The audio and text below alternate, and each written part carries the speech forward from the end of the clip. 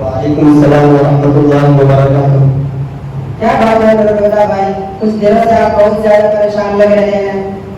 کیا بتاؤں عزت بھائی، دن بدن ایسے واقعات ہم اخبارات میں پڑھتے رہتے ہیں کہ آج فلاں جگہ لوگ مرتد ہو گئے، فلاں جگہ لوگ مرتد ہو گئے، حتیٰ کہ اب ہمیں اپنے بچوں کو اسکول میں بھیجنے سے ڈر لگتا ہے کہ کہیں وہ مرتد نہ ہو جائے۔ جی نور اللہ بھائی، اسی فکر نے میری بھی دل کو بڑا رکھا ہے۔ ہمیشہ مجھے بھی اسی کی فکر لگی رہتی ہے کہ کیا کیا جائے کہ ایتھیزم یعنی الحاد اور اپوسٹیسی یعنی ارتداد کا یہ سلسلہ کیسے رک جائے۔ تو چلو ہم دونوں بھائی ایسا کیوں نہ کریں کہ اپنے علماء سے اس کے بارے میں پوچھیں۔ جی چلیے چلتے ہیں۔ ارے واہ ماشاء اللہ، اللہ تبارک و تعالیٰ نے علماء کو ہمارے لیے یہیں پر بھیج دیا۔ یہ دیکھیے مفتی نوشاد صاحب اور مولانا نعیم صاحب، الحمدللہ۔ السلام علیکم ورحمۃ اللہ وبرکاتہ۔ جی مولانا صاحب، ہم آپ سے کچھ چیزیں پوچھنا چاہتے ہیں جس کے بارے میں ہم کشمکش میں ہیں۔ ارے بھائی بتاؤ کیا بات ہے؟ جی مولانا صاحب، ہمیں یہ بات معلوم کرنی تھی کہ آج دنیا کے اندر جو ایتھیزم یعنی الحاد اور اپوسٹیسی یعنی ارتداد کا یہ سلسلہ عام ہے، اس کے پیچھے کیا اسباب اور کیا عوامل ہے جن کے بنا پر لوگ دھڑا دھڑ مرتد اور مرتد ہوتے جا رہے ہیں۔ ارشد بھائی، آپ ایک عام آدمی ہو کر اتنی بڑی بات پوچھ لی، اس سے آپ کے قوم اور فکر کا اندازہ ہوا۔ دراصل اس اللہ تعالیٰ ہر آدمی کو ایسی فکر سے نوازے۔ دراصل اس سلسلے میں ہمارے علماء کے درمیان بھی کئی دنوں سے یہی بات چل رہی ہے کہ کوئی ایک ایسا پروگرام ہونا چاہیے جس کے ذریعے سے عوام کو بھی اس بات کا علم ہو کہ الحاد اور ارتداد کیا چیز ہے، کیوں اتنی تیزی سے پھیل رہا ہے اور لوگ کیوں اتنی جلدی مرتد ہو رہے ہیں۔ چنانچہ بہت جلدی ہم اس سلسلے میں ایک کانفرنس بلائیں گے جس میں عوام کو بھی شرکت کی دعوت دی جائے گی۔ لہٰذا آپ کو حضرات سے بھی گزارش ہے کہ آپ اس میں شریک رہیے گا تاکہ آپ کے تمام سوالات حل ہو جائیں۔ انشاءاللہ ہم دونوں بھی اس گھڑی کو منتظر رہیں گے۔ السلام علیکم ورحمۃ اللہ وبرکاتہ۔ وعلیکم السلام ورحمۃ اللہ وبرکاتہ۔ ارے اسد بھائی، اللہ بھائی، آپ سے کچھ دن پہلے الحاد اور ارتداد کے متعلق جو کانفرنس منعقد کرنے کا وعدہ کیا تھا وہ انشاءاللہ ابھی شروع ہونے کو ہے۔ لہٰذا آپ حضرات سے گزارش ہے کہ آپ بھی اس پر شرکت فرمائیں۔ آپ کے سوالات کا جوابات انشاءاللہ مل جائیں گے انشاءاللہ۔ السلام علیکم ورحمۃ اللہ وبرکاتہ۔ الحمد للہ وکفى وسلام علی عباده الذین اصطفى، اما بعد فقد قال الله تبارك وتعالى في كلام المجيد والفرقان الحميد: أعوذ بالله من الشيطان الرجيم، بسم الله الرحمن الرحيم: ولا ترضى عنك اليهود ولا النصارى حتى تتبع ملتهم۔ محترم و مکرم اساتذہ کرام اور حاضرین کانفرنس، آئے دن ہم یہ مطالعہ کر رہے ہیں اور یہ خبر سن رہے ہیں کہ لوگ بڑا دھڑ اسلام سے مرتد ہو رہے ہیں اور راجین ہو رہے ہیں۔ اس کے پیچھے کیا اسباب اور کیا عوامل ہیں؟ ہم تمام علماء کرام کی ذمہ داری ہے کہ ان تمام چیزوں سے عوام کو آگاہ کریں اور اسلام کی خوبیوں کو اجاگر کریں۔ اس لیے کہ مشہور مقولہ بھی ہے: من جہل بأہل زمانی فہو جاہل۔ چنانچہ ہمیں دشمن جس میدان میں کھڑا ہے اسی میدان میں جا کر کام کرنا پڑے گا۔ ہم صرف باہر بیٹھے بیٹھے اتحاد و ارتداد کی باتیں کرتے رہے تو اسے کچھ حاصل نہ ہوگا جب تک کہ اس کا تعاقب نہ کیا جائے۔ بس اسی بات کو مد نظر رکھتے ہوئے ہم کچھ علماء نے یہ پروگرام بنایا ہے اور ہر عالم کو اپنا مواد پیش کرنے کا اختیار دیا ہے۔ ہمارا یہ پروگرام اس سلسلے کی پہلی کڑی ہے اور یہ سلسلہ انشاءاللہ آگے بھی بڑھتا ہی جائے گا اور الگ الگ قسطوں میں الحاد و ارتداد کے متعلق نئے نئے مباحث آتے رہیں گے۔ بس اللہ تعالیٰ سے دعا کریں کہ اللہ رب العزت اس سلسلے کو جاری و ساری رکھے۔ چنانچہ اب ہم اپنے اصل موضوع کی طرف چلتے ہیں تو سب سے پہلے اتحاد کے متعلق کچھ باتیں عرض کرنے کے لیے میں دعوت اسٹیج دیتا ہوں مولانا حضرت اللہ علیہ کو کہ موصوف آخر اتحاد کے متعلق اپنے موضوع کو واضح کریں۔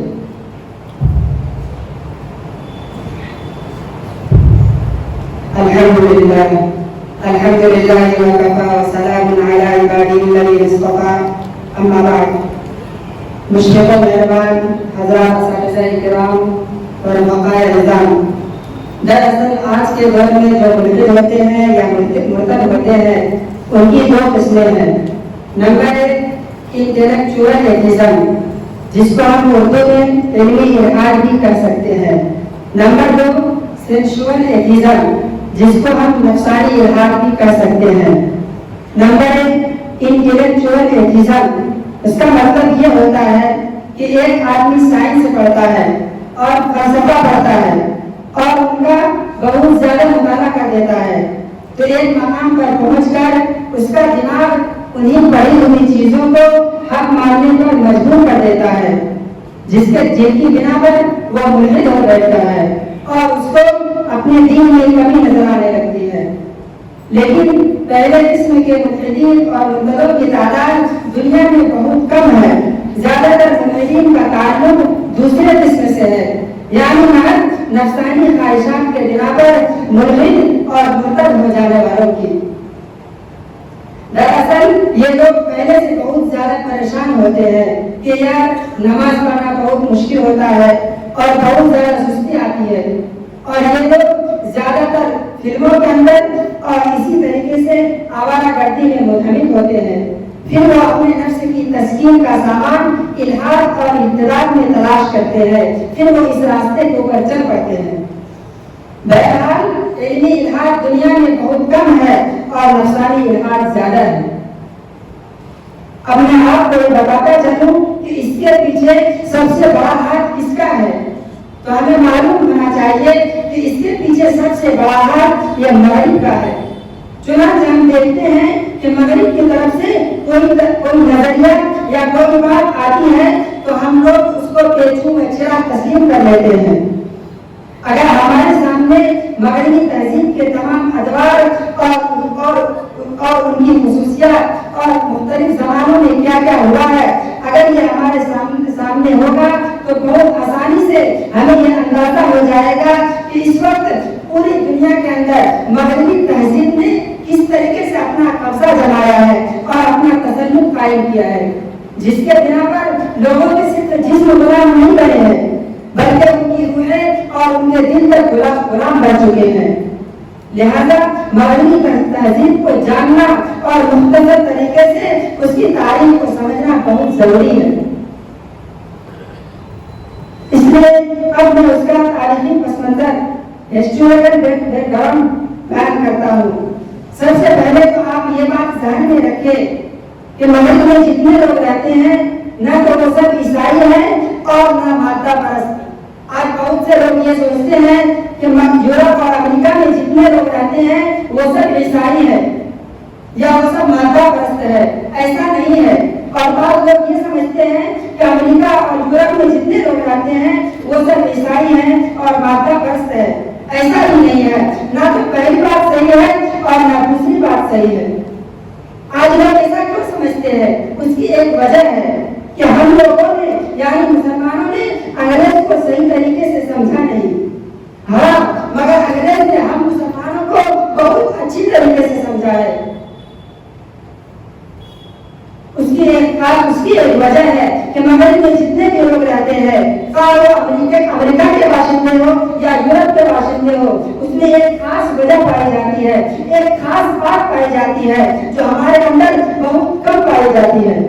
وہ خاص بات ہے لگن، کہ ان کے سر پر جب کسی چیز کی لگن سوار ہو جائے تو وہ بہت دور تک جاتے ہیں۔ تو یہ مغربی تہذیب کی چند بنیادی باتیں تھی جو میں نے آپ کے سامنے اجاگر کیا ہے۔ آپ نے بڑا وظیفہ صاحب سے درخواست کروں گا۔ محترم سامعین، ابھی آپ حضرات نے یہاں جو ابتدائی کے موضوع پر ابتدائی اور بنیادی باتیں سماعت فرمائی جن کا سمجھنا انتہائی ضروری تھا۔ اب آپ یہ دماغ میں رکھیے کہ مغربی تہذیب ہزاروں سال پرانی تہذیب ہے اور اس کے کل 5 انوار تھے، جو اگر ہمارے سامنے مغرب کے 5 انوار ہوں گے تو ہمیں اس تہذیب کو سمجھنا بالکل ہی آسان ہو جائے گا۔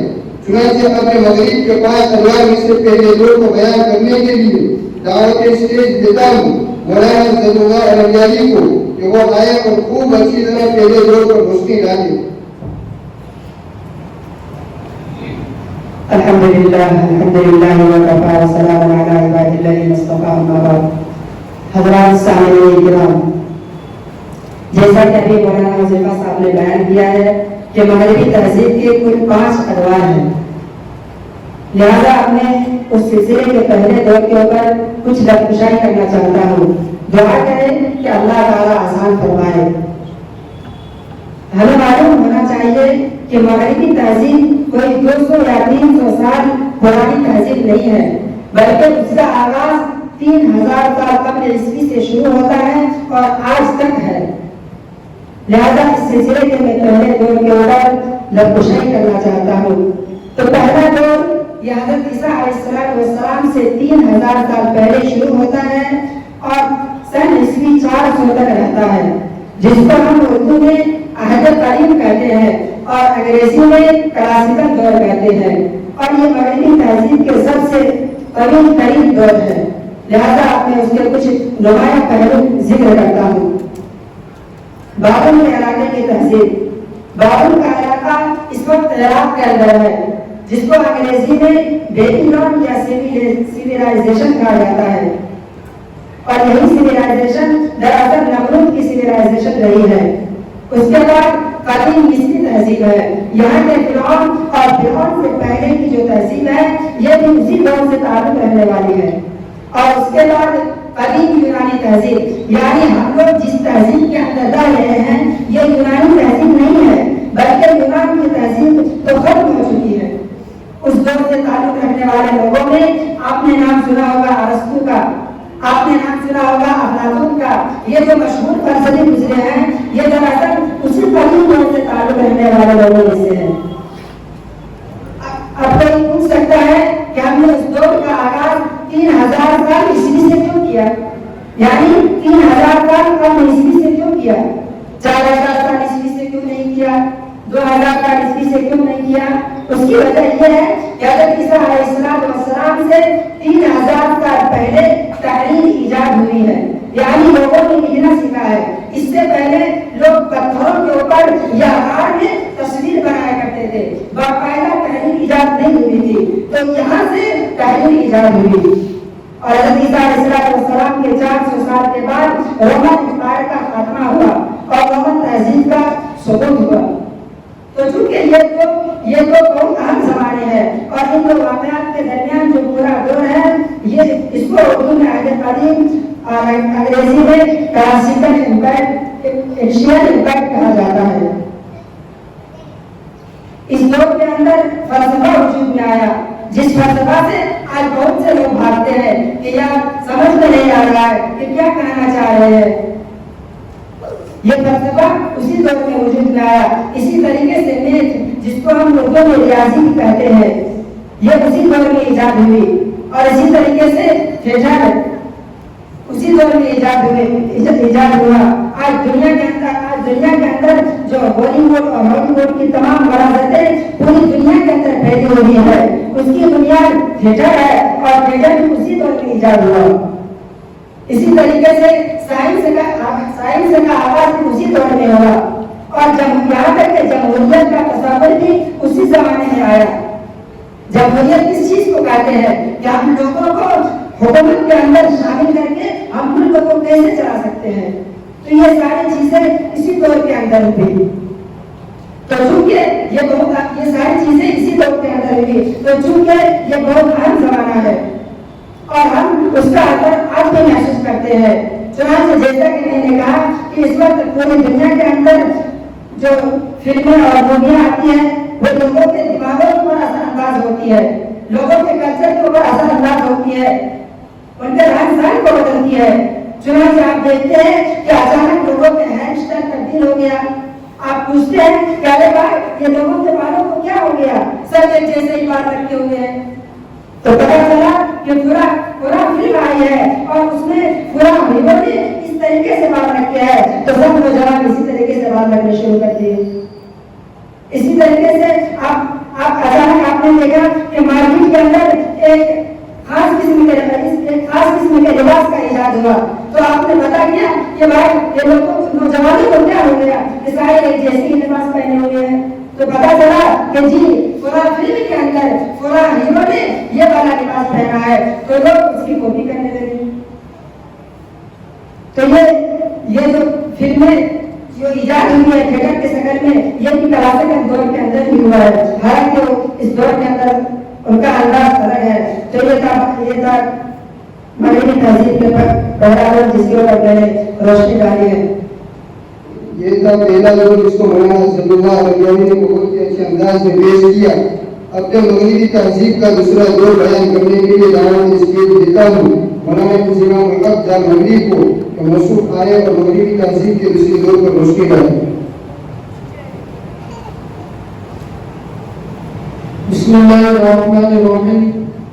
अभी मेरे एक साथी ने आप हज़रात के सामने मगरबी तहजीब के पहले दौर के मुताबिक कुछ लफ्ज़ की, तो लीजिए मैं आप हज़रात के सामने दूसरे दौर के मुताबिक कुछ देर गुफ्तगू करने की जसारत कर रहा हूँ।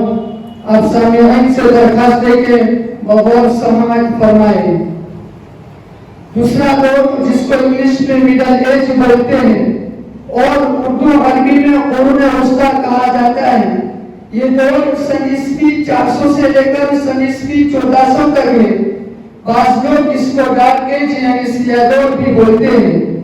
इस दौर में भी बड़े बड़े वाक़यात रूनुमा हुए। मसलन रोमन साम्राज्य यानी रोमन इंपीरियलिज्म का खात्मा हो गया।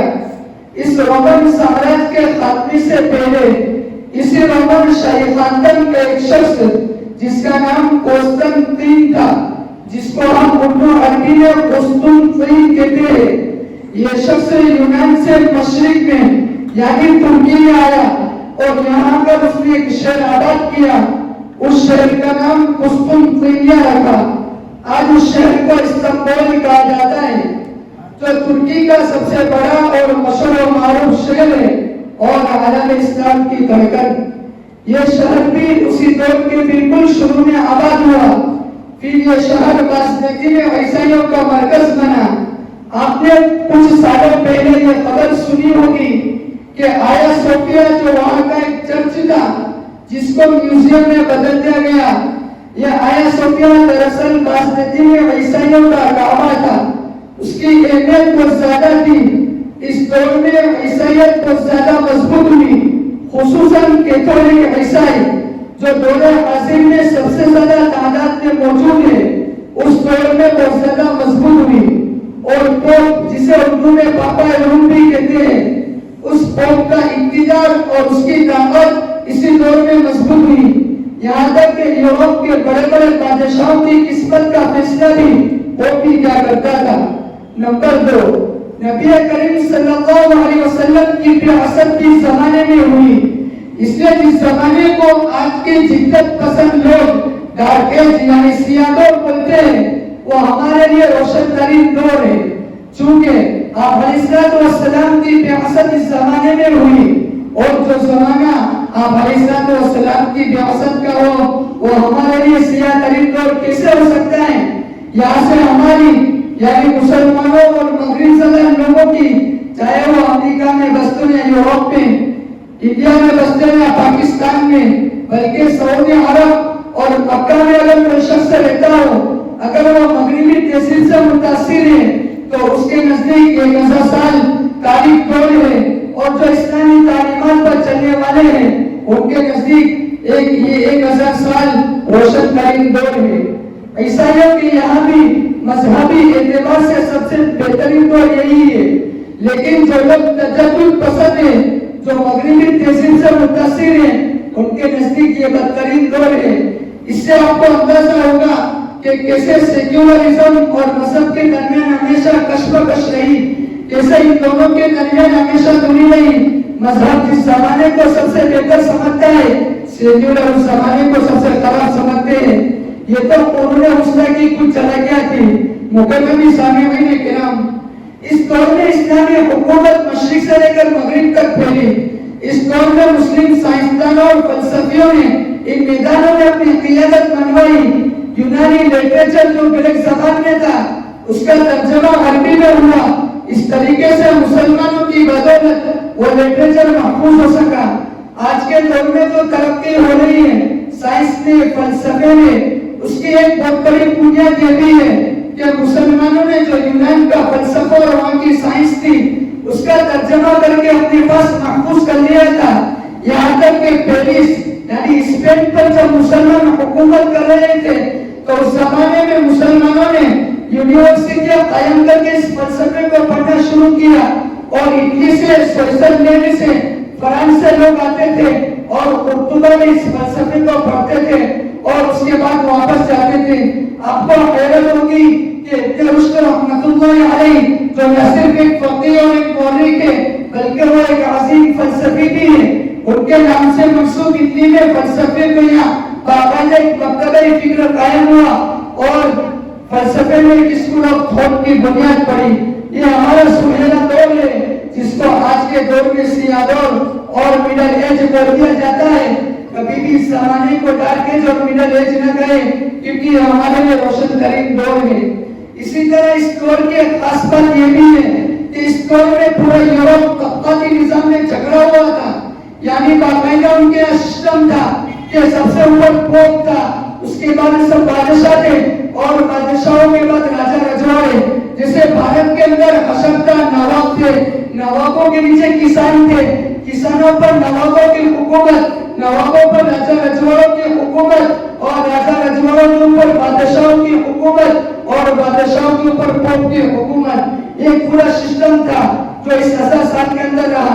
इस 1000 साल के अंदर ईसाईयत इसलिए मजबूत हुई क्योंकि सबसे ऊपर पोप था और उनका खलीफा आज भी मौजूद है वेटिकन सिटी में, जिसको हम लोग पोप बोलते हैं। ये एक सिस्टम था जो इस 1000 साल के अंदर रहा।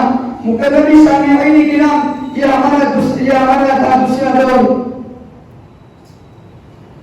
सामीईन, ये था नगरी तहजीब का दूसरा दौर और उसकी खुसूसियात जिसको मौलाना इमाम वक्त जानगरी ने बहुत ही अच्छे अंदाज में पेश किया। अब जो नगरी तहजीब का तीसरा दौर बयान करने के लिए दावत स्टेज देता हूँ मौलाना फरहान जानगरी को कि वह आए और नगरी तहजीब के तीसरे दौर को उजागर करें।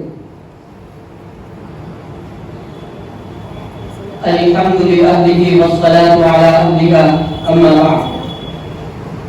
जैसा कि आप हज़रात ने मगरिबी तहजीब के 5 अल्लाह में से 2 समाअत फरमाए,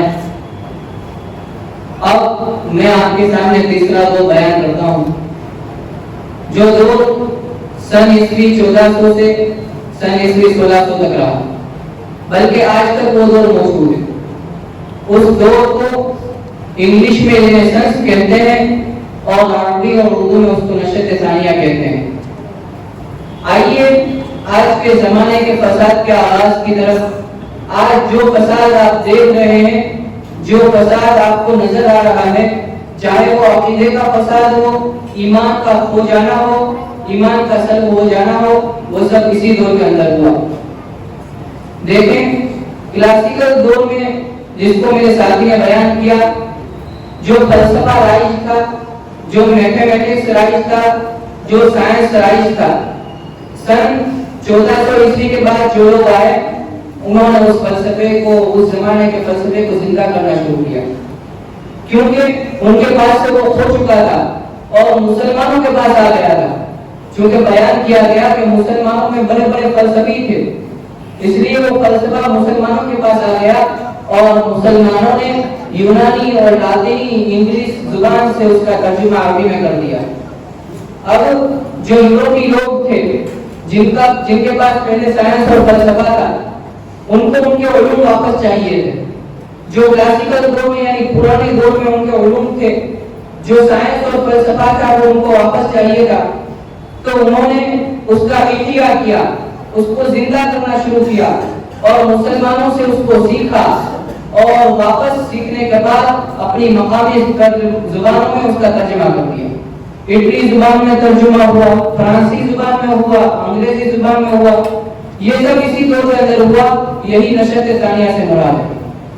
और नशत तानिया में एक अहम बात ये पेश आई कि इसमें इटली में ह्यूमनिज्म का आगाज हुआ। ह्यूमनिज्म जिसे आप इंसानियत के नाम से याद करते हैं, और वही ह्यूमनिज्म का नारा आज हमारे देश इंडिया में भी बोला जा रहा है कि भाई इंसानियत, इंसानियत यानी मजहब कोई चीज नहीं, सिर्फ इंसानियत की तरफ आगे बढ़ाओ। इसी इंसानियत ने मुसलमानों को तबाह और बर्बाद करके रख दिया। हम कहते हैं कि मजहब अव्वल नंबर पर है, जब मजहब ही नहीं है तो इंसान इंसानियत किस तरह सीखेगा? क्योंकि इंसानियत सीखने के लिए एक किताब की जरूरत पड़ती है, एक लोग की जरूरत पड़ती है, और वो लोग पूरी दुनिया में किसी के पास नहीं, वो सिर्फ मुसलमानों के पास है। तो हम ये कहते हैं कि इस्लाम अव्वल नंबर पर और इंसानियत दूसरे नंबर पर। तो यही इंसानियत का नारा उसी दौर में शुरू हुआ इटली में। और दूसरी बात ये पेश आई कि उसमें प्रिंटिंग प्रेस का आगाज हुआ। प्रिंटिंग प्रेस का आगाज होने से पहले किताबें नहीं थी, इल्म सिर्फ असातिज़ा उस्तादों के पास, मास्टर्स के पास होता था, और जिनको सीखने की तमन्ना होती तो वो स्टूडेंट बनकर अपने उस्ताद के पास जाते और उस इल्म को सीखते थे। लेकिन एक फायदा, जब प्रिंटिंग प्रेस का आगाज हुआ तो किताबें छपने लगी, इल्म किताबों की शक्ल में आ गया। इससे एक फायदा ये हुआ कि इल्म की नशो इशाअत हुई और इल्म पूरी दुनिया के अंदर फैला। अब यहाँ रुककर मैं एक बात आपसे अर्ज कर दूं कि जब ये प्रिंटिंग प्रेस का आगाज हुआ, आज बहुत सारे लोग प्रोपेगेंडा करते हैं, मुसलमानों पे इल्जाम लगाते हैं, मुसलमानों पे खुसूसन उलमा के तबके पे खास इल्जाम लगाया जाता है कि जब प्रिंटिंग प्रेस का आगाज हुआ तो मुसलमानों ने मुखालिफत की, उलमा ने मुखालिफत की कि यह हराम है। और वो कहते हैं कि तुर्की से तो बाकायदा फतवा आ गया था कि प्रिंटिंग प्रेस यानी किताबों का छपना हराम है, लेकिन आप इससे बिल्कुल मुतासिर न हो। ये तो साफ साफ प्रोपेगेंडा है जो मुसलमानों के खिलाफ करा गया है। मुसलमानों से ऐसी कोई बात अब तक साबित नहीं। और तीसरी बात जो अहम है, जो इस दौर के अंदर हुई, कि उस जमाने में एक अकीदा था, एक नजरिया कायम था जो हमारे नबी सल्लल्लाहु अलैहि वसल्लम की पैदाइश से पहले तक चला आ रहा। वो नजरिया ये था कि ये जो हमारी दुनिया है, दुनिया वो पूरी कायनात का सेंटर और मरकज है, पूरी कायनात का सेंटर मरकज है। और सूरज जो आपको नजर आ रहा है, चांद नजर आ रहा है, और दूसरे सैयारे जो आपको हमको नजर नहीं आते, वो सब इस दुनिया का चक्कर काटते हैं। अब ये नजरिया बाइबल के भी मुवाफिक था और अपनी मजहबी तालीमात के भी मुवाफिक था। अब जब मगरिब और मगरिबी तहजीब की नशत तानी यानी दूसरी मरतबा वो फूटा, तो उस जमाने में एक फलसफी था जिसका नाम कोपरनिकस आता है। उसने ये नजरिया पेश किया कि उसने कायनात की बात नहीं की, उसने सिर्फ ये कहा कि हमारा जो सोलर सिस्टम है, यानी हमारी दुनिया है, और हमारा जो सोलर सिस्टम है, दरअसल ये दुनिया सोलर सिस्टम यानी सूरज के इर्द गिर्द घूमती है, सूरज दुनिया के इर्द गिर्द नहीं घूमता। अब जैसे ही उसने ये नजरिया पेश किया, और ये नजरिया चूंकि बाइबल और मजहबी तालीमात के बिल्कुल खिलाफ था, क्योंकि उनकी किताबों में ये है कि सूरज दुनिया के चक्कर काटता है, और दरअसल ये है कि आज भी अकीदा राइज है कि सूरज के चक्कर दुनिया काटती है, न कि सूरज दुनिया के चक्कर काटता है। तो वो नजरिया उस वक्त कोपरनिकस ने पेश किया था। तो ये नजरिया पेश करने की सूरत में कोपरनिकस को बाकायदा सजा हुई और उसको मौत के घाट उतारा गया, क्योंकि नजरिया ईसाइयों की बाइबल के खिलाफ था। और इस दौर का अहम फायदा, इस दौर की एक अहम चीज जो इस दौर की तरक्की की वजह है, वो सुकूत कुस्तुन दुनिया है। कुस्तुन दुनिया जिसे आप इस्तांबुल के नाम से याद करते हैं, उस वक्त वो ईसाइयों का किबला था, ईसाइयों का मरकज था। लेकिन जब अल्लाह तबारक व तआला ने कुस्तुन दुनिया को फतह कराया सुल्तान सलाहुद्दीन अय्यूबी के हाथों से, जब कुस्तुन दुनिया इस्तांबुल फतह हुआ, तो वहां के जो ईसाई थे वो भागकर यूरोप चले गए, और यूरोप जाकर, और वो ईसाई यूनानी बड़े पढ़े लिखे थे, उनके बड़े बड़े फलसफे थे, उनमें रियाजी दान थे, उनमें फिजिक्स के जानने वाले थे, साइंस मेडिकल साइंस के बड़े माहिर थे। अब जब मुसलमानों ने इस्तांबुल पर कब्जा किया, तो वो जो ईसाई थे वो वहां से भागकर यूरोप चले गए। अब यूरोप जाकर उन्होंने पढ़ाना लिखाना शुरू किया, और उनके पढ़ाने लिखाने की वजह से यूरोप की पूरी तकदीर बदल गई। आज आप देखें, शाम में कुछ अरसे से, कई अरसे से खून रेजी चल रही है, कत्लो गारत गिरी का माहौल है। हालांकि एक से एक पढ़ा लिखा शाम के अंदर मौजूद है, एक से एक फकीह, मुहद्दिस, जुबान दान, रियाजी दान शाम के अंदर मौजूद, लेकिन आज आप शाम चले जाए तो कोई वहां नजर नहीं आता, सब कहां चले गए। तो देखें तारीख अपने आप को किस तरह दोहराती है, तकदीर अपने आप को किस तरह दोहराती है कि वो सब के सब हिजरत करके तुर्की आ गए। जिस तरह यूनानी ईसाई जो इस्तांबुल में आबाद थे वो भागकर यूरोप गए, यूरोप की तकदीर बदल गई। इसी तरह मुसलमान शाम से हिजरत करके जब तुर्की आए तो तुर्की की पूरी तकदीर बदल गई और वहाँ बड़ा दीनी माहौल जो आज कायम है वो इन्हीं उलमा और इन्हीं शामी लोगों की वजह से कायम है, क्योंकि ईसाइयों ने भागकर वहाँ भी हिजरत की, ईसाइयों ने भागकर यूरोप की और मुसलमानों ने हिजरत की सिर्फ तुर्की। तो ये तुर्की जिसकी वजह से इन हिजरत करने वालों को बड़ी तरक्की हुई और बड़ा फायदा हुआ, तो यही हमारे दौर की सबसे अहम वजह है। ये था तीसरा दौर जो मुख्तसर अंदाज में मैंने आपके सामने पेश किया।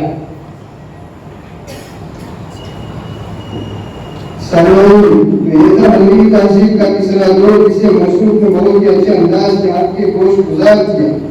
लिहाजा अपने सिलसिले को आगे बढ़ाते हुए मगरिबी तहजीब के चौथे दौर को बयान करने के लिए दावत स्टेज देता हूँ मौलाना खालिद भंगा जी को कि वो आए और अपने मौलाद को पेश करें।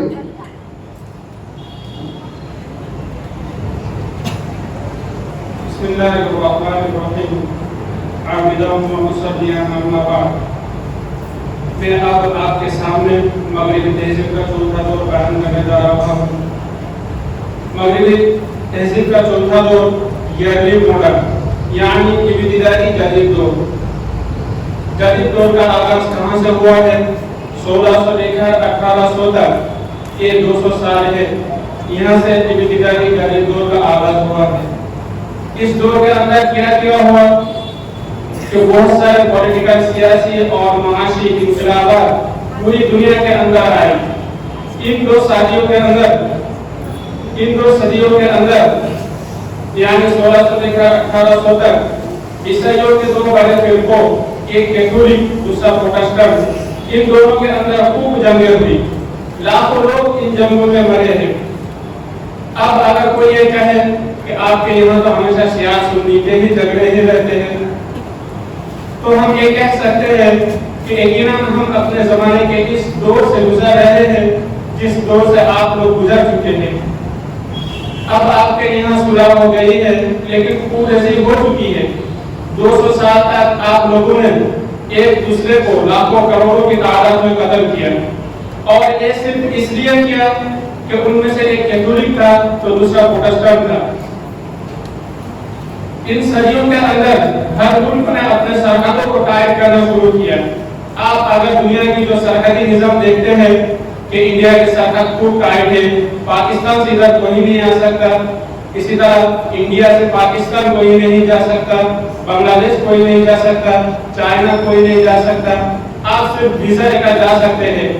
ये तस्वुर है जो इस दौर के अंदर सामने आया कि हर मुल्क के अलग सरहद हो और सरहद बिल्कुल कायम हो और हमारे यहाँ बाहर के आदमी ना आने पाए।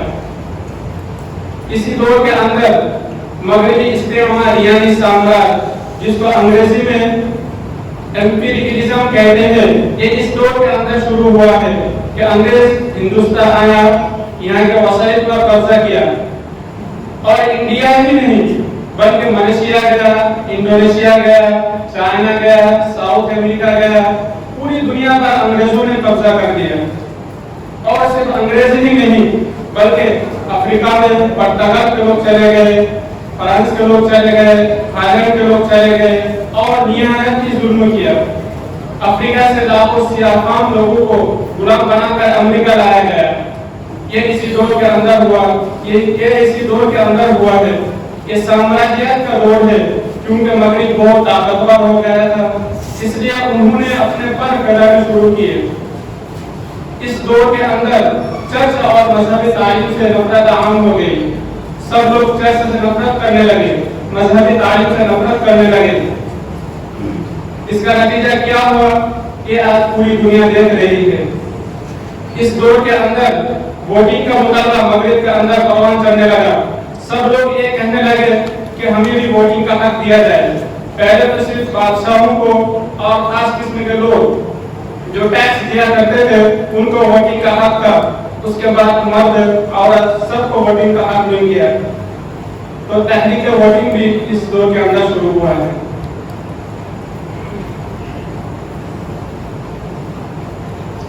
माशाअल्लाह, ये थे मौलाना खालिद बंगाली, जिन्होंने बहुत ही अच्छे अंदाज में मगरबी तहजीब के चौथे दौर को आपके सामने पेश किया और जज़ाकुमुल्लाह।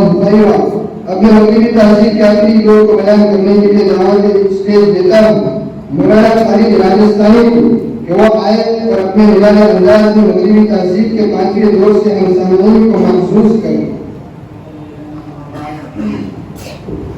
अभी आप हजरात मगरबी तहजीब का चौथा दौर समाप्त फरमा रहे थे। अब यहाँ से मैं आप हजरात के सामने मगरबी तहजीब का पांचवा दौर बयान करने जा रहा हूँ। ये दौर 1800 से शुरू हुआ और आज तक ये दौर चला आ रहा है। इस दौर को फिलहाल मॉडर्न दौर कहते हैं, जिसको आप जदीद दौर भी कह सकते हैं। इस दौर में क्या हुआ? इस दौर में कैपिटलिज्म यानी सरमायादाराना निजाम का गलबा हुआ। अब कैपिटलिज्म का मतलब क्या है, मैं आपको मुख्तसर लफ्जों के अंदर बता दूं। कैपिटल कहते हैं सरमाया यानी माल सनात को, और इकोनॉमी को प्रमोट करने के लिए और इकोनॉमी को फरोग करने के लिए और इकोनॉमी को बढ़ावा देने के लिए आम लोगों का सरमाया इकोनॉमी में लगा। आज आप इस चीज को आसानी के साथ समझ सकते हैं, इसलिए कि पूरी दुनिया के अंदर शेयर मार्केट का सिस्टम होता है। मसलन किसी कंपनी के पास 10 करोड़ का सरमाया है तो कंपनी के मालिकान पैसों को जमा करके अपनी कंपनी को स्टॉक एक्सचेंज में रजिस्टर करा देते हैं। उसके बाद उस कंपनी के शेयर मार्केट के अंदर आना नोट हो जाते हैं। जब कंपनी के शेयर मार्केट के अंदर आते हैं तो आम लोग उस कंपनी के शेयर्स को खरीदना शुरू करते हैं। जब आम लोग उस कंपनी के शेयर्स को खरीदते हैं तो उस कंपनी का सरमाया 10 करोड़ से बढ़कर 100 करोड़ हो जाता है। तो अब जाहिर है कि जब कंपनी के पास 10 करोड़ थे तो कंपनी 10 करोड़ में 10 करोड़ का ही सामान बना पाएगी। अब कंपनी के पास 100 करोड़ हो गए तो अब कंपनी 100 करोड़ का सामान बनाएगी, जिससे कारोबार बढ़ेगा। इसको कहते हैं सरमायादाराना निजाम। ये इस दौर की खास सिफत है और इस दौर का खास फ्यूचर है। और ये सरमायादाराना निजाम यह जालिम निजाम है, इसलिए कि ये सरमायादार लोग अपने आगे ना हुकूमतों को देखते हैं बल्कि हुकूमतें इनकी वजह से चलती है। और आज आप इंडिया के अंदर आसानी से इसका मुशाहदा कर सकते हैं। और ये दौर मालूम तारीख का एक सफाक तरीन दौर है। इसी दौर के अंदर 2 आलमी जंगें हुई और अमेरिका और रूस के दरमियान सख्त जंग इसी दौर के अंदर हुई। इसी तरीके से एक इस्तिलाह है मुतलक़ एलानियत डिक्टेटरशिप, जो पूरी दुनिया के अंदर जगह जगह फैली हुई थी। आज आप जनूबी कोरिया के अंदर देखिए, वहाँ डिक्टेटर है, उसकी मर्जी के बगैर वहाँ कोई सांस नहीं ले सकता। यह सिर्फ वही नहीं हुआ बल्कि दुनिया के बहुत से इलाकों में डिक्टेटर हुआ और इसकी वजह से लाखों करोड़ों लोग मुल्क में अजर बन गए। और हिटलर भी इस दौर में था। इस दौर में जहाँ एक तरफ डिक्टेटरशिप वजूद में आया तो दूसरी तरफ ह्यूमन राइट्स इंसानी हकूक की पासदारी करने वाले लोग भी खड़े हुए और इंसानों को बताया गया कि इंसानों में कुछ बुनियादी हुकूक है जिनकी पासदारी करना बहुत जरूरी है।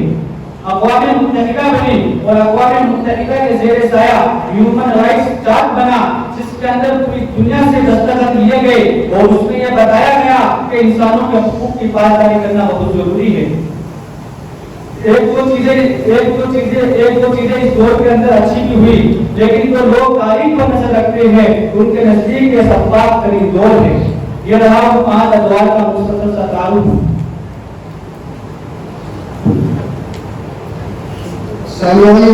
ये तो मगरबी तहजीब के कुल 5 अदवार और उनकी खुसूसियात जो अल्हम्दुलिल्लाह हमारे उलमा ने बखुसूस आपके सामने पेश किए। हाज़रीन, जब हमने मगरिब के अदवार और उनकी खुसूसियात को मालूम कर लिया तो हम पर जरूरी है कि हम ये जानने की कोशिश करें कि जब मगरिबी तहजीब इतने अलमनाक तहजीब है तो इस जमाने में हमें इस तहजीब की तरफ से किन चैलेंजेस का सामना है। चुनांचे हम मगरिब की तरफ से इस्लाम और मुसलमानों से किए गए चैलेंजेस का जायजा लेते हैं और फिर उसकी कदर वजाहत भी कर देते हैं। लिहाजा हमें जायजा लेने से पता चला कि हमारे लिए फिलहाल मगरिब की तरफ से कुल 5 चैलेंजेस जिनका मुकाबला करना और उनको समझना हमारे लिए बेहद जरूरी है। सामने अब मैं इन 5 चैलेंजेस में से पहले चैलेंज की वजाहत के लिए दावत देता हूँ मौलाना फरकान जानवी को कि वो आए और पहले चैलेंज की वजाहत करें। मगरिबी तहजीब की तरफ से اسلام اور مسلمانوں پر بہت سارے چیلنجز کیے گئے اور ان چیلنجز میں سے 5 بڑے چیلنجز جو موضوع ہیں وہ آپ کے سامنے بیان کرنے کے لیے جیسا رکھا. ان 5 چیلنج میں سے پہلے چیلنج کے لیے جیسے کہ مجھے مدعو کیا گیا. پہلا چیلنج 5 چیلنج میں سے ایپسٹمولوجی. ایپسٹم یہ یونانی زبان کا لفظ ہے جس کا مطلب انگریزی میں ہوتا ہے نالج یعنی علم. ایپسٹمولوجی اس کا مطلب یہ ہے کہ مغرب نے اور مغربی تہذیب نے اسلام اور مسلمانوں کو علم حاصل کرنے کا ایک خاص نظام بنایا ہے اور مسلمانوں کے سپرد کر دیا اور طے کر دیا کہ کس طریقے سے آپ علم حاصل کریں. اسی کو ایپسٹمولوجی کہتے ہیں کہ کس طریقے سے علم حاصل کیا جائے. آپ لوگوں میں سے جس نے مدارس کے ذریعے علم کا کورس کیا ہوا ہے وہ اس کو سمجھ لیں گے. اگر آپ نے شرع عقائد جو یہاں پر پڑھائی جاتی ہے اگر آپ نے وہ پڑھ لی تو آپ اس اصطلاح کو بڑی آسانی کے ساتھ سمجھ جائیں گے. شرع عقائد کے شروع میں ایک مبحث آتا ہے اسباب علم. اسی کو انگلش میں ایپسٹمولوجی کہتے ہیں کہ کس طریقے سے علم حاصل کیا جائے. وہ کیا اسباب و ذرائع ہیں جن کو اگر ہم اخذ کر لیں تو ہم اس کے ذریعے علم حاصل کریں. تو مغرب نے یہ بتایا کہ علم حاصل کرنے کے 2 طریقے ہیں.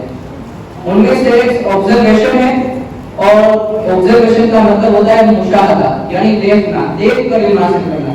اور دوسرا ہے ایکسپیرینس یعنی تجربہ. کسی شخص نے کوئی تجربہ کیا اس کے ذریعے سے اس کو جو علم حاصل ہوا. آج پوری دنیا کے اندر اگر علم حاصل کرنے کا کوئی طریقہ رہ گیا ہے تو وہ ہے آبزرویشن یعنی مشاہدہ, دیکھ کر. یعنی آپ کسی چیز کو دیکھ کر اس کے حقیقی ہونے کا یقین کر سکتے ہیں. اگر کسی چیز کو آپ دیکھیں گے یا وہ چیز دکھتی ہی نہیں ہے تو اس کا مطلب یہ ہے کہ آپ اس کے حقیقی اور سچ ہونے کا یقین نہیں کر سکتے. یہ نظام تعلیم مغرب میں بنایا ہے. آپ دیکھیں ہمارے نزدیک یعنی اسلام کے یہاں جو ایمان بالغیب ہے یعنی بغیر دیکھے ہوئے کسی چیز پر ایمان لانا. مثال کے طور پر ہم اللہ تبارک و تعالیٰ پر ایمان لائے. ہم میں سے کسی نے اللہ کو دیکھا ہے؟ دیکھا ہے آپ نے دیکھا ہے؟ نہیں دیکھا. اسلام کے اندر یہ پہلی چیز ہے کہ ہم اللہ پر بغیر دیکھے ہوئے ایمان لائے. ہم رسول اللہ صلی اللہ علیہ وسلم پر ایمان لائے. ہم میں سے کسی نے دیکھا ہے؟ نہیں دیکھا. ہم روزے جزا یعنی قیامت کے دن پر ایمان لائے. دیکھا؟ نہیں دیکھا. ہم جنت و جہنم پر ایمان لائے. ہم میں سے کسی نے نہیں دیکھا. کسی نے نہیں دیکھا. لیکن آج یہ ماحول پوری دنیا کے اندر قائم کر دیا گیا کہ علم حاصل کرنے کا طریقہ صرف مشاہدہ یعنی دیکھ کر آپ علم حاصل کرو. اگر آپ کو دکھتا ہو اس کا مطلب آپ کو علم حاصل ہوگا. اگر نہیں دکھتا تو اس کا حقیقی یعنی اس کے سچ میں آپ یقین نہیں کر سکتے. تو یہ دیکھیں مغرب نے کس طرح اسلام کے اوپر طنز کیا اور اسلام کے اوپر انگلی اٹھائی اور اس کے اوپر چیلنج کر دیا. اب یہ نظریہ پوری دنیا کے اندر رائج ہے. پوری دنیا کے ہر کالج کے اندر یہ نظریہ اور یہ عقیدہ رائج ہے. اگر آپ آج جا کر لوگوں سے کہیں گے کہ ارے لوگوں ایک ایسے خدا پر ایمان لاؤ جس کو تم دیکھ نہیں سکتے. ایمان لانا ہے, دیکھ نہیں سکتے. تو جو اس تہذیب کا پڑھا ہوا ہوگا اس کے ذہن میں فوراً یہ بات آئے گی کہ ارے بھائی میں ایسے خدا پر کیسے ایمان لاؤں جو مجھے دکھتا نہیں, جو نظر نہیں آتا. اور بہت سے لوگ جو اس نظام کے پڑھے ہوئے ہوتے ہیں اور مسلمان بھی ہوتے ہیں ان کے ذہن میں بھی یہ خیال آ جاتا ہے. آپ کے ذہن میں بھی آیا ہوگا, ہمارے ذہن میں بھی آتا ہے, علماء کے ذہن میں بھی آتا ہے کہ اللہ نظر کیوں نہیں آتا.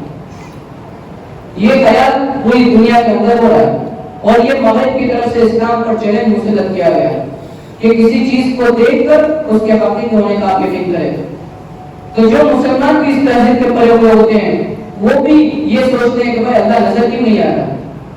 اب وہ ایمان تو لاتے ہیں لیکن بات دل نخواستہ یعنی مجبور ہو کر کہ چلو بھائی میں ایک مسلمان گھرانے میں پیدا ہوا, اب دوسرے مذہب کون سے اچھے ہیں, اب جو مذہب ملا ہے جو دھرم ملا ہے اسی کو لے کر چلے جاؤ, جتنا عمل ہوتا ہے کرتے رہو اور چلے جاؤ.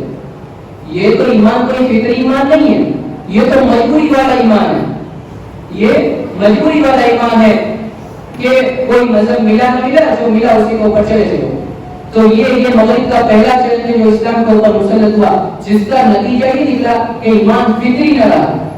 ایمان مجبوری والا ہے. فطری ایمان تو اس کو کہتے ہیں کہ آپ کے دل سے آپ کے حق ہونے کی اور اسلام کے حق ہونے کی آواز آ رہی ہو اور آپ کا دل کسی طرح کے شک و شبہات کو قبول کرنے سے روادار نہ ہو. تو یہ ہمارا پہلا چیلنج ہے جو مغرب کی طرف سے ہم پر مسلط کیا گیا، جس نے کئی مسلمانوں کی زندگیوں سے ایمان کے فطری ہونے کو ختم کر دیا. آج بہت سارے مسلمان دنیا میں جی رہے ہیں لیکن ایمان فطری بہت کم لوگوں کے پاس ہے، مجبوری والا ایمان سب کے پاس ہے. تو یہ ہمارا پہلا چیلنج تھا جو مغرب کی طرف سے ہم پر مسلط ہوا. یہ میں نے کچھ آپ کے سامنے وضاحت کر دی. سامعین، میرے تو مولانا فرمان جان جنہوں نے بےحد ہی سیریہ انداز میں پہلے چیلنج کو واضح کیا. اب میں اس سلسلے کو آگے بڑھاتے ہوئے دوسرا چیلنج بیان کرنے کے لیے دعوت اسٹیج دیتا ہوں مولانا اسد اللہ رحمانی کو کہ مشہور آئے اور دوسرے چیلنج کو بیان کریں.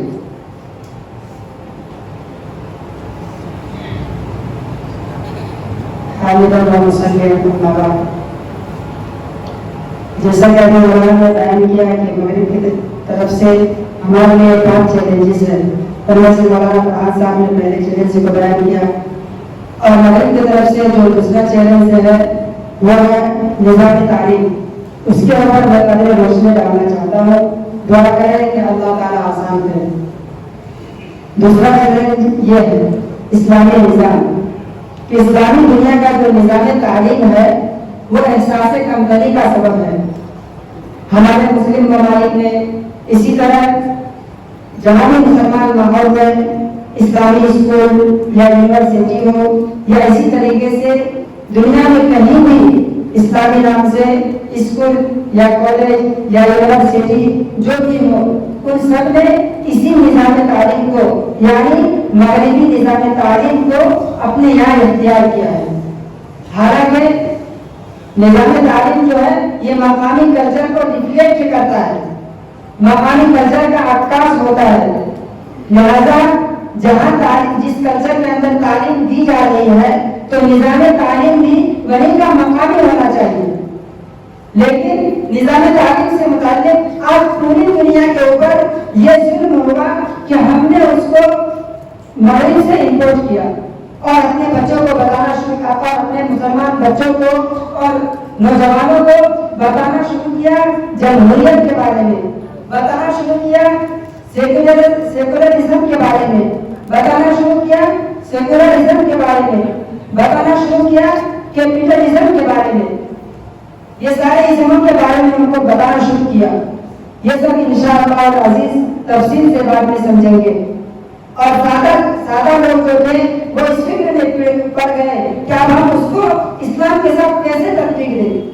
یعنی وہ لوگ جس کے اندر ذرا سی بھی اسلامی کو باتیں تھی وہ یہ سوچنے لگے کہ اب ہم اس کو اسلام کے ساتھ کیسے کمفرٹیبل کریں.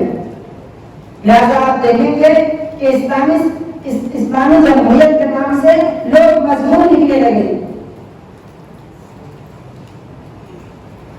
گویا یہ جمہوریت ہے تو مغربی فلسفہ، لیکن ہم سب نے اس کو اسلامائزڈ کر دیا. اسلامی جمہوریت کے نام سے لوگ مضامین بھی لکھنے لگے، درس بھی دینے لگے، کتابیں بھی نکلنے لگی.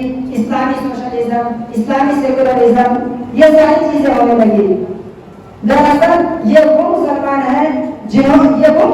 ہیں جن کا رویہ معذرت خواہانہ ہے، جو اپنی فکر کو نہیں سمجھتے اور مغربی فکر کو جو نظام تعلیم کے ذریعے ان پر مسلط کر دی گئی ہے اسی کو حق سمجھ کر اسلام کے ساتھ تطبیق دینے لگے.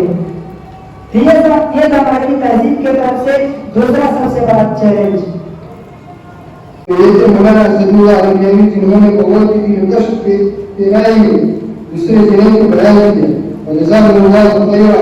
اب میں مزید تیسرے چیلنج کو بیان کرنے کے لیے دعوت اسٹیج دیتا ہوں مولانا فرقان جانوی کو کہ مشہور آئے اور تیسرے چیلنج پر روشنی ڈالے. مغرب کی طرف سے چیلنجز میں سے 2 چیلنجز کا آپ نے مشاہدہ کیا. اب میں آپ کے سامنے تیسرا چیلنج بیان کرتا ہوں.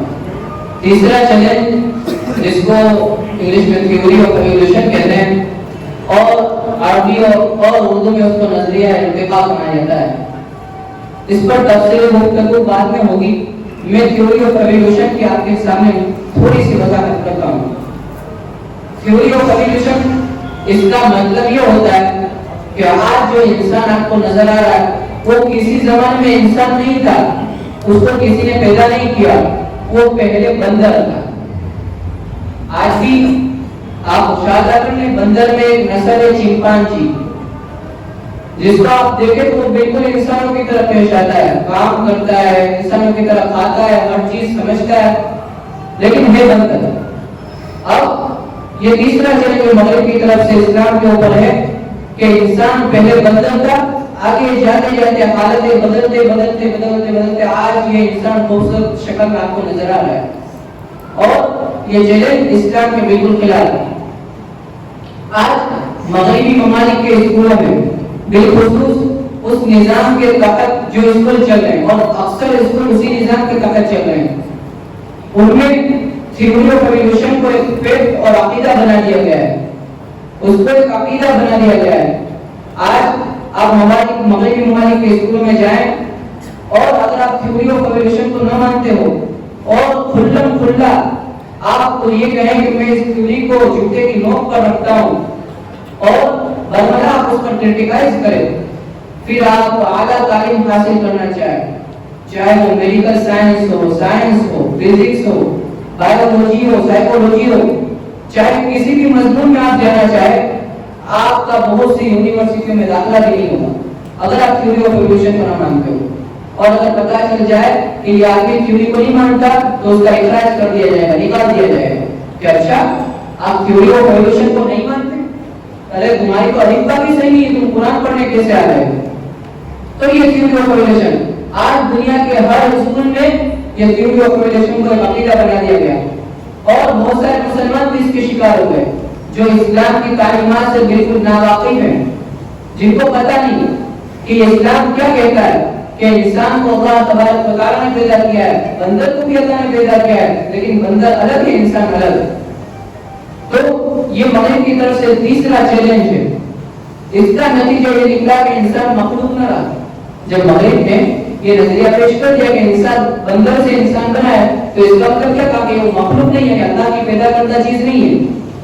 تو اس سے یہ مغربی تہذیب کو فائدہ ہوگا کہ یہ بات اسلام کے اندر ڈال کر وہ مسلمانوں کے اندر یہ بات ڈال دیں گے کہ جب بندر سے انسان بنے ہو تو اللہ کے احکامات ان پر نافذ نہیں ہوں گے, کیونکہ وہ اللہ کی مخلوق رہا ہی نہیں, بندر سے بنا ہے, اللہ نے پیدا نہیں کیا. حالانکہ انسان کو اللہ تبارک و تعالیٰ نے پیدا کیا ہے, اس پر اسلامی احکامات نافذ ہوں گے. تو یہ مغربی کی طرف سے تیسرا چیلنج, جس کا نتیجہ یہ نکلا کہ انسان مخلوق نہ رہا, بندر ہو گئے. تو یہ تیسرا چیلنج. ماشاءاللہ مولانا بہت ہی مختصر فرمان آتے ہیں اس انداز میں جس کے چیلنج کو بیان کیا. اپنے پروگرام کو ختم ہونے کے قریب لے جانے کے لیے چھوٹا چیلنج بیان کرنے کے لیے دعوت اسٹیج دیتا ہوں مولانا افضل جامعی کو کہ موصوف آئے اور چھوٹے چیلنج سے نقاب کشائی کریں. بسم اللہ الرحمن الرحیم. مغرب کی طرف سے 5 چیلنجز میں سے 3 چیلنجز کا آپ نے مشاہدہ کیا. اپنے چوتھا چیلنج بیان کرنے جا رہا ہوں. چوتھا چیلنج ہے اکنامکس, پولیٹکس اور سوشل سائنس.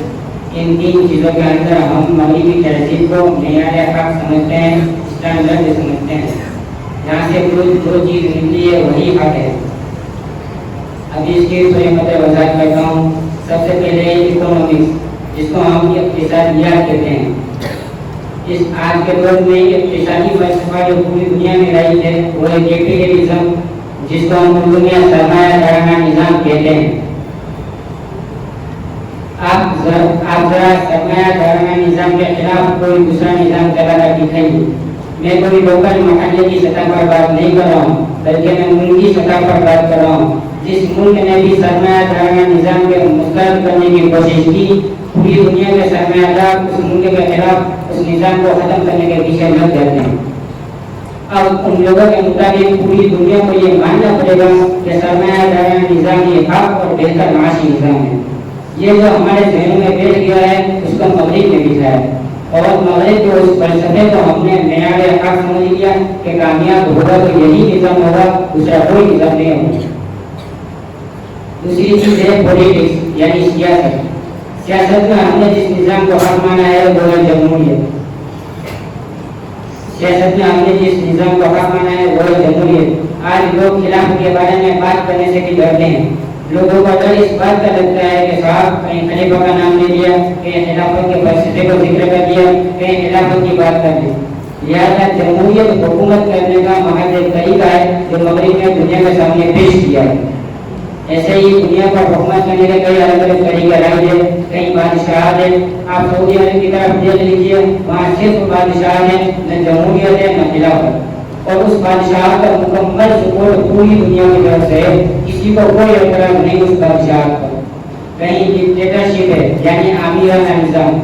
ऐसे ही हुकूमत करने के कई अलग अलग तरीके रहे हैं। इस्लामी निज़ाम में हुकूमत का नाम है खिलाफत, लेकिन खिलाफत के बारे में कोई बात करना नहीं चाहता।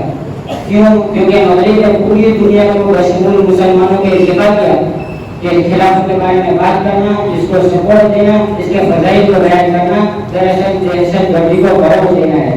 इसलिए उनके कबूल जमहूरियत ही हक है। इसको हमने मान लिया और इसको मेयार हक तस्लीम कर लिया। तीसरी चीज है सोशल साइंस। सोशल साइंस के अंदर बहुत सारे मसले जेर बहस है। एक मसला आता है मर्द और औरत के दरमियान मुसावात का। आप किसी ऐसी जगह जाओ जहाँ आपका अपना हल्का न हो, अलग अलग हल्के की नुमाइंदगी होती हो, और वहाँ से रहकर आप आवाज लगाओ कि मर्द और औरत के दरमियान कोई मुसावात नहीं है। हमने तो ये समझ लिया है कि बोलने की बिटवीन टू जेंडर्स यानी दो जिन्सों के दरमियान बराबरी के इत्तेफाक नजरिया है। मगरिब और मगरिबी तहजीब ने हमें ये सिखा दिया, अब हम उसके खिलाफ कुछ सुनना नहीं चाहते, कुछ कबूल करना नहीं चाहते। यूं मगरिब मेयार हक बन गया। ऐसे ही दूसरा मसला है गुलामी हमेशा और हर जमाने में बुरी है, बुरी थी और बुरी रहेगी। ठीक है, हमने भी मान लिया कि किसी को गुलाम बनाना अच्छी बात नहीं है। अब वो इसके जरिए आपके जहन में ये दिखाते हैं कि गुलामी हमेशा और हर जमाने में बुरी है, बुरी थी और बुरी रहेगी। तो अब ये बताइए कि मुसलमानों के यहाँ गुलामी का कल्चर क्यों है? इस्लाम ने अगर शराब को हराम किया तो गुलामी को हराम क्यों नहीं किया? इस्लाम ने अगर शराब को हराम किया तो गुलामी को हराम क्यों नहीं किया? आप सल्लल्लाहु अलैहि वसल्लम के पास और आपके सहाबा के पास गुलाम क्यों थे? अब वो इसके जरिए आपके जहन में असर डालेंगे ताकि लोग इस्लाम के जरिए इस्लाम के मुताबिक शक में पड़ जाए। अब ये था मगरिबी तहजीब के तरफ से पांचवा चैलेंज में से चौथा चैलेंज जिसको मैंने यहाँ घोषित है। इस प्रोग्राम को खत्म करने के लिए और इस प्रोग्राम की अगली कड़ी को बयान करने के लिए दावत स्टेज देता हूँ। इस प्रोग्राम की मुख्य रवा जामिया हज़रत उस्ताद हदीस मौलाना ताहा साहब को कि उस्ताद तशरीफ लाए और पांचवें चैलेंज को जो इंतहाई अहम उसको वाज़ेह करें और इस प्रोग्राम के खुलासे को बयान करें।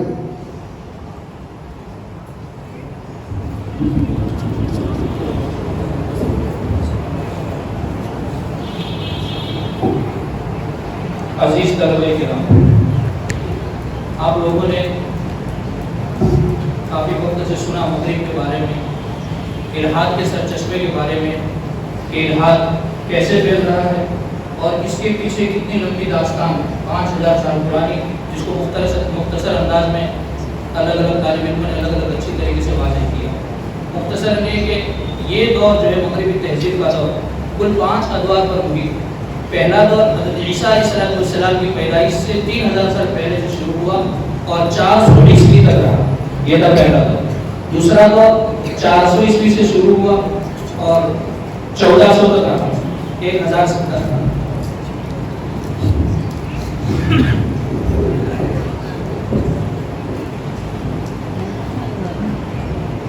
एक 1000 साल दौर।